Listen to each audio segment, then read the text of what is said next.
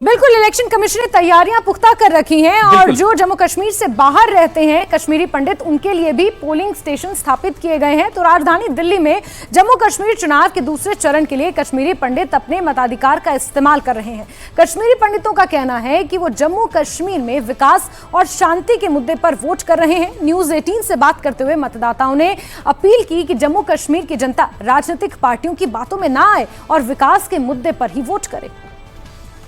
कश्मीर में दूसरे फेज के लिए वोटिंग हो रही है। दिल्ली में भी कश्मीरी पंडित अपना वोट डाल रहे हैं, अपना वोट कास्ट कर रहे हैं। हमारे साथ दो वोटर मौजूद हैं, अभी वोट कास्ट किया है। इस वक्त हम जम्मू कश्मीर हाउस पर जो पोलिंग बूथ है वहां पर मौजूद हैं। सर, क्या नाम है आपका, आपने वोट किया? मेरा नाम अंकुश है, अंकुश बान। मैं गुड़गांव में रहता हूं और मैं अपना आज छुट्टी लेके वोट देने आया हूं। मेरी वाइफ और मैं, मेरे ब्रदर और मेरी brother in sister in law आ रही हैं। तो मैं सबसे अपील करूंगा कि आप आए, वोट दें और जिसको भी आपने वोट दें अपने मत का अधिकार का यूज़ ज़रूर करें। तो सबसे अपील करता हूं, वोट ज़रूर दें, किसी को भी दे बट वोट दें, बिना वोट घर मत बैठे। अगर बात करें मुद्दों की, तमाम चीज़ों की, आप पहले भी आपने वोट दिया होगा, तो इस बार महत्वपूर्ण मुद्दा क्या है? Sir, development is the main reason. Jammu Kashmir में डेवलपमेंट जो जिस पेस के साथ चल रहा है, जो बाकी स्टेट्स में आप देख रहे हो, उस हिसाब से नहीं हो रहा है। सो जो भी गवर्नमेंट आए वो डेवलपमेंट लेके आए। एम्प्लॉयमेंट वहाँ है नहीं।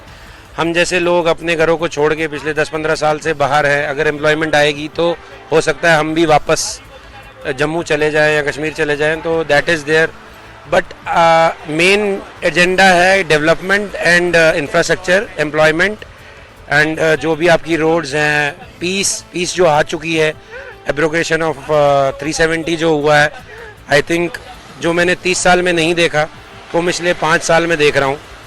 तो वहाँ के लोग भी, स्थानीय लोग भी मिसलीड ना हो कि कुछ ट्रेडिशनल पार्टीज़ क्या बोल रही हैं। अपनी आंखों से देखें और देखें अगर वो जो कैंडिडेट है और जो पार्टी है काम करने वाली है, उसको अबाउ एवरी मज़हब और इससे ऊपर उठ के वोट एक बारी करें और देखें, सिर्फ डेवलपमेंट के लिए वोट करें। जो आपके बच्चों को अमन शांति दे सकता है उसको वोट करें और हॉलिस्टिकली दे सकते हो कि जम्मू में एक स्थिर सरकार दे सकता है, उसको मिली बांटू की सरकार ना दें। आपने पहले भी वोट किया होगा। आप लोग कश्मीर में किस जगह से हैं और क्या आपको नहीं लगता कि आपको वहीं वोट करना चाहिए था? सर, बिल्कुल लगता है अपने होम टाउन जाके वोट देना है, बट व्यवस्था ऐसी है, व्यस्तता ऐसी है कि निकल नहीं पाए। तो एक दिन की जो छुट्टी कंपनीज भी इनकरेज करती हैं, आप वोटिंग के लिए छुट्टी लीजिए और जाइए। ये मेरा सेकंड टाइम है यहाँ पे। I am coming. Lok Sabha election में भी मैं दे के गया था वोट और आज भी दे के जा रहा हूँ। तो मुद्दा यही है कि सर, सरकार बननी चाहिए, स्थिर सरकार बने और डेवलपमेंट हो, लोगों को अल्टीमेटली बेनिफिट हो। कश्मीरी पंडितों की वापसी की बात की जाती है, अभी तक तो नहीं हो पाई, क्या उम्मीद कर रहे हैं? उम्मीद, अगर वहाँ सिक्योरिटी अच्छे से गवर्नमेंट देगी, सब कुछ अच्छे से होगा तो जाएंगे। बट वही बात है कि एम्प्लॉयमेंट भी होनी चाहिए ना। घर वापसी तो हम करेंगे ऑब्वियसली। जो हमारे बड़े हैं, बड़े लोग हैं, वो चाहते हैं कि हम वहीं पे सेटल हो। हम भी चाहते हैं हम वहीं सेटल हो।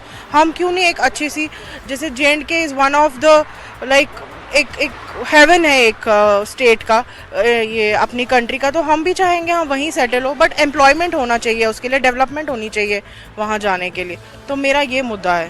बहुत बहुत शुक्रिया बात करने के लिए। तो सीधे तौर पर जो कश्मीरी पंडित हैं वो डेवलपमेंट के लिए वोट कर रहे हैं, शांति के लिए वोट कर रहे हैं, पीस के लिए वोट कर रहे हैं। कैमरामैन प्रकाश गुप्ता के साथ खुर्रम शहजाद, न्यूज़ 18 दिल्ली। बिल्कुल जैस्मिन, जिस तरह से खुर्रम अभी दिल्ली से बता रहे थे कि किस तरह से कश्मीरी पंडितों के लिए जम्मू कश्मीर के अलावा बाहर के भी, जैसे दिल्ली में ही जो कश्मीरी पंडित हैं, जो माइग्रेंट कश्मीरी पंडित हैं, उनके लिए वोटिंग के लिए इंतजाम किए गए। कश्मीरी पंडित भी एक बड़ा मुद्दा जम्मू कश्मीर के चुनाव में हमेशा रहा है। वो कश्मीरी पंडित मुद्दा इसलिए भी है क्योंकि कश्मीर की, अगर श्रीनगर की खासतौर पर 8 सीटों की बात की जाए तो वहां पर कश्मीरी पंडित अभी भी हैं। संख्या बहुत ज्यादा नहीं है, लेकिन कहीं ना कहीं डिसाइसिव फैक्टर साबित हो सकते हैं। सरोज और समीर हमारे सहयोगी हमारे साथ जुड़ चुके हैं। सरोज, सबसे पहले आप ही से जान लेते हैं क्योंकि कश्मीरी, अच्छा ठीक है सरोज, मैं आपके पास आऊंगी, लेकिन समीर जी बताएं, आप कुछ कहना चाह रहे हैं? आपके साथ कोई है बड़ा चेहरा जो बात करेगा? जी देखिए, मैं कुछ लेडीज़ के साथ मैं यहाँ की स्टोरी बताना चाहता था, लेकिन क्योंकि लेडीज़ जो हैं अभी निकली हैं, लेकिन पहले उनसे मैं बात करूँगा और उसके बाद मैं बताऊँगा यहाँ पे हुआ क्या है। यहाँ पे कुछ इश्यूज हुए थे, लेकिन मैं सबसे पहले जो लेडी यहाँ पे आपका नाम मैम क्या है? मेरा नाम शमीम है। शमीमा जी, आप यहाँ पे बगनोटी एरिया जो है नौशहरा में यहाँ 84 कॉन्स्टिट्यूंसी, तो यहाँ का एरिया ये बताइए मुद्दा क्या, आपने क्या देख के यहाँ पे? सर मुद्दे तो हमेशा रहते हैं, सभी कुछ फुलफिल नहीं होता, लेकिन एक्चुअल हमारा ये बेसिक फैसिलिटी जो है, लाइट की प्रॉब्लम है यहाँ पे, पानी की फैसिलिटी अच्छी नहीं है, उसके बाद बच्चों की एजुकेशन यहाँ पे होनी चाहिए, बच्चों को बाहर पढ़ने के लिए जाना पड़ता है, हेल्थ फैसिलिटी भी अच्छी होनी चाहिए। गवर्नमेंट एक बहुत कुछ किया है, लेकिन आगे बहुत कुछ करना भी बाकी है। रूरल एरिया है, हमें यहाँ पे बेसिक फैसिलिटी यहाँ चाहिए। ये बॉर्डर का इलाका है, अपने इश्यूज हैं यहाँ पे बड़े इश्यूज हैं, लेकिन कुछ हद तक सॉल्व हुए इशू, लेकिन आगे हम चाहते हैं कि इससे भी अच्छा हो। आपका नाम? सुबह मिर्जा। आप पहली बार वोट पहली बार वोट डाल रहे हैं, तो कितना एक्साइटमेंट रहा? एक्साइटमेंट तो होती है फर्स्ट टाइम वोटिंग की, कि हाँ अब हम अपनी टीनेज को हिट कर चुके हैं और हम वोट देने के लिए जा रहे हैं, कि अब हमारे पास हक है कि हम अपनी गवर्नमेंट को चूज़ कर सकें। तो हमारा एक ही क्या काम चल इस रहा है। एरिया में जो बॉर्डर का इलाका है और नौशहरा जो है एक हाई प्रोफाइल सीट है, तो जो आप युवा हैं, आप क्या चाहते हैं नई सरकार से? हम तो यही चाहते हैं कि एजुकेशन और हेल्थ को कंसीडर करेगा, हम भी उनको ही कंसीडर करेंगे, क्योंकि यंग स्टूडेंट्स के लिए जो हमारी युवा आ रही है, इसके लिए हेल्थ और एजुकेशन ये ज़्यादा इंपॉर्टेंट होता है। जी जी ये चाहती हैं कि जल्द से जल्द हल मसले हो। जी जी। तो देखिए जैस्मिन, मैं यहाँ पे इसलिए आया था, यहाँ मैं आपको तस्वीर दिखाना चाहता हूँ। देखिए आपको ये सिक्योरिटी का ऑफिसर, यहाँ के सिक्योरिटी जवान दिख रहे होंगे। ये जो एरिया है बगनोटी एरिया, ये जो पोलिंग स्टेशन है, और पोलिंग स्टेशन का व्यू पहले अपने कैमरामैन को कहूँ कि वो दिखाएं। ये यहाँ पे बेसिकली नेशनल कॉन्फ्रेंस और बीजेपी के जो वर्कर हैं वो आपस में भिड़ गए थे, उनका ज़बरदस्त यहाँ पे कहासुनी हुई थी, और फिर पुलिस और सीआरपीएफ और बीएसएफ, आईटीबीपी और पुलिस के जवानों को यहाँ पे डिप्लॉय किया गया है इस बगनोटी एरिया के इस पोलिंग स्टेशन जो गवर्नमेंट हाई स्कूल है। यहाँ जो बूथ पड़े हैं, यहाँ पे फिर सिक्योरिटी को बढ़ा दिया गया है, और यहाँ पे जितने भी वर्कर थे, निकल कर आई थी कि यहाँ पर नेशनल कॉन्फ्रेंस और बीजेपी के कार्यकर्ता आपस में भिड़ गए हैं, कुछ देर के लिए यहाँ पर पोलिंग को रोकना भी पड़ा था, लेकिन अब यहाँ पर जैस्मिन, अच्छी बात यह है जिस तरह से समीर बता रहे हैं कि हालात अब बेहतर हो गए, फिर से पोलिंग हो रही है, नॉर्मल लोग पोलिंग करने के लिए पहुंच रहे हैं। सरोज कफील भी हमारे साथ श्रीनगर से जुड़े हुए हैं। श्रीनगर की आज की जो तस्वीर है बहुत इंपॉर्टेंट है, क्योंकि आज बहुत खास जो हल्के हैं उन पर पोलिंग हो रही है, और जो बिग फाइट्स हैं, जो बड़े चेहरे हैं, वो आज एक तरह से मैदान में है। सरोज कफील, काफी सिक्योरिटी आपके पीछे देख पा रहा हूं, और इसके अलावा ये कौन सा पोलिंग बूथ है जहां पर आप मौजूद हैं, क्योंकि अब आखिरी 2 घंटों से कुछ और ज्यादा का वक्त बचा हुआ है, तो ऐसे में किस तरह का रुझान है लोगों का? अब सबसे पहले बता दूं आपको, इस वक्त जहां हम खड़े हैं ये एमएटी स्कूल है बागात में, और ये छानपुरा कॉन्स्टिट्यूंसी में आता है। देखिए अगर हम ओवरऑल इस वक्त बात करें तो सिर्फ श्रीनगर में आप देखेंगे जहां पर अभी तक वोटर टर्नआउट 22.62 है, और जो अगर हम कॉन्स्टिट्यूंसी वाइज आपसे कहें तो जहां पे अभी तक सबसे ज्यादा टर्नआउट हुआ है वो ईदगाह में हुआ है 29%, और जो सबसे कम हुआ है वो हब्बा कदल में हुआ है 13%। देखिए अक्सर जब अभी हम बात कर रहे हैं कि क्या वजह है कि श्रीनगर जो है यहाँ पे टर्नआउट कम रह रहा है, यहाँ पे 22, 25, 30% से ज्यादा टर्नआउट नहीं है, उसकी ये वजह है कहीं ना कहीं कि पिछले 35 साल में स्पेशली श्रीनगर के लोग जो है ये डेमोक्रेटिक प्रोसेस का हिस्सा डायरेक्टली इनडायरेक्टली नहीं बन पाए हैं, और उसके कई सारे कारण हैं। इस वक्त जहां पर हम खड़े हैं ये छानपुरा कॉन्स्टिट्यूंसी में, यहाँ पर जम्मू कश्मीर जम्मू कश्मीर अपनी पार्टी के जो प्रेसिडेंट है अल्ताफ बुखारी वो लड़ रहे हैं, और साथ ही साथ नेशनल कॉन्फ्रेंस के मुश्ताक गुरु जो फारूक अब्दुल्ला के पॉलिटिकल एडवाइजर भी है वो उतरे हैं यहाँ मैदान में, साथ में हिलाल खान है बीजेपी के। लेकिन कहीं ना कहीं जब लोगों से बात हो रही है और जिस तरीके से हम एक जगह से दूसरी जगह जा रहे हैं, पोलिंग स्टेशन में जा रहे हैं, तो कहीं ना कहीं कंपटीशन जो है वो यहाँ पे इस वक्त अपनी पार्टी और एनसी के बीच लग रहा है। कुछ लोग हैं यहाँ पे, बात करने की कोशिश करेंगे उनसे जिन्होंने अभी वोट कास्ट किया हुआ है। आप नाम बताइए हुजूर। मेरा नाम रशीद अहमद मसूदी है। अच्छा रशीद साहब, वोट डाल दिया आपने? डाल दिया है बिल्कुल। अच्छा, इससे पहले भी वोट डालते थे? मैं 1951 से इलेक्शन की प्रोसेस में रहा हूँ। अच्छा, पहले मैं उस वक्त छोटा बच्चा था तो अपने चाचा के साथ गया था हंदवाड़ा।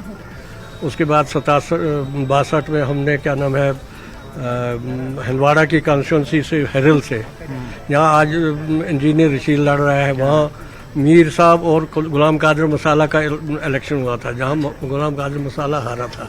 67 के बाद में गवर्नमेंट जॉब में जब आया तो मैं पहले नौशहरा में मैंने ड्यूटी दी, उसके बाद फिर आबी गुजर में, उसके बाद जनाब अली जम्मू में, छन्नी चवादी में, उसके बाद 5-6 जगह और जम्मू में मैंने ड्यूटी दी एज प्रिजाइडिंग ऑफिसर। तो ये बताइए मुझे, अभी तब से लेके अभी तक क्या तब्दीलियां आई है वोटर्स में?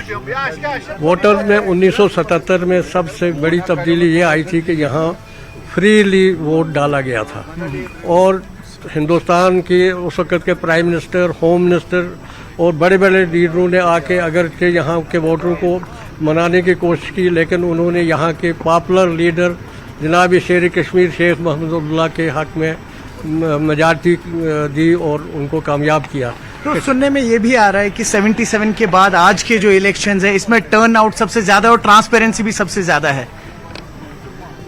ये सही है कि इस वक्त जो 2019 में हमारे साथ जो एक हादसा हुआ, हमसे क्या नाम है आर्टिकल 370 में जो हमें गांधी जी और पंडित जवाहरलाल नेहरू और हिंदुस्तान के बड़े बड़े जोमल राजगोपाल आचार्य और जो बहुत चोटी के लोग थे, उन लोगों ने हमें 370 का जो गिफ्ट दिया था उस वक्त, वरना हमारा राजा जो था वो हिंदुस्तान के साथ अलग करने की कोशिश नहीं कर रहा था। तो ये बताएं, यहाँ पे जो आज वोट डाला है आपने या बाकी लोगों ने, उन्होंने 370 और 35A के मुद्दे को लेके वोट डाला है या इश्यूज मुख्तलिफ है आपके? हमारा 370 का और 35A का ये जो नुक्ता है ये नंबर 1 है।